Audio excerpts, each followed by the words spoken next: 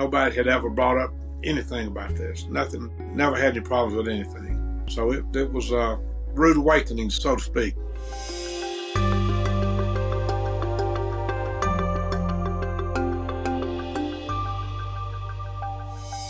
Hi, my name is Steve Castellaw. I'm almost 76 years old, live in Highlands, North Carolina. I spent most of my business career in the advertising broadcasting industry.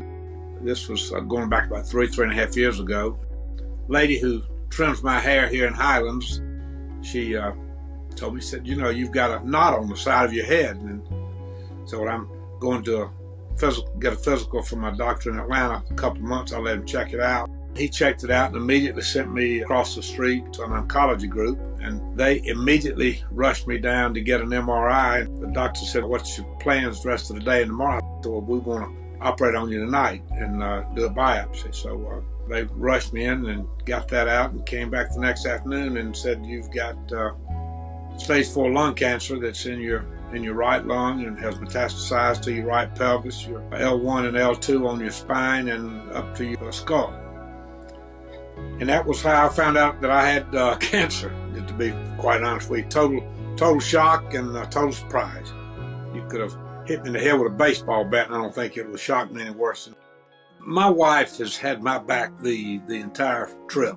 She's been my best supporter. Her mother had had cancer and had been treated at MD Anderson probably 25 or 30 years ago. There was never any question in my wife's mind that I was going to MD Anderson, no way. We were there within a week or 10 days. When I got to MD Anderson and working with Dr. Castellaw, I started off on some chemotherapy, and then that segued into immunotherapy. It worked for a while, and then that also sort of came to a stop, and that's when they suggested that I go up and talk to the guys in the clinical trial department. Finally got on this clinical trial that I'm on now.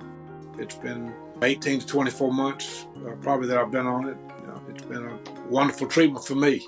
Had very few side effects and lived a pretty normal lifestyle as far as my day-to-day activities go. It had a big reduction in the tumor size initially. It's held course ever since then, and I go out every 3 weeks just for blood tests and EKGs and to take the vital signs. And every 12 weeks I go out and get an MRI, brain scan, and then a CT full body scan.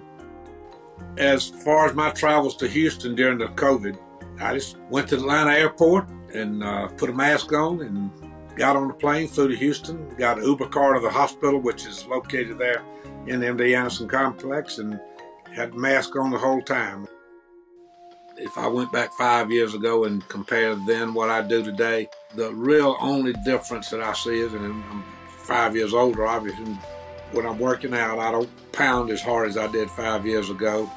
When I'm on the golf course, I can, walking up some hills that we have up here, I can sense the shortness of breath a little bit, but that'd be the only two things that really have changed in my life. Is it's just that strength and endurance is not what it was. But I'm still go in and do my exercises to tone them down a little bit. I've been blessed to live 3 years like I have.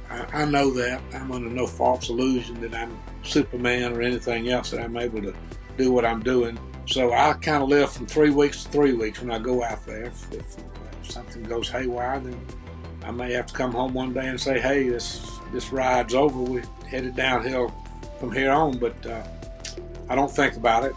I don't hide from it.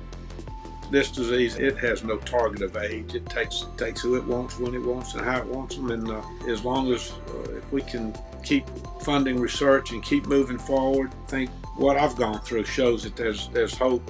3 years of good life with it. So I think anything we can throw into funding cancer research, because we got to get rid of this thing. It's a bad disease, and it's got a lot of people of all ages. It's all races, colors, and creeds. It doesn't matter. It just hits who it wants to when it wants to.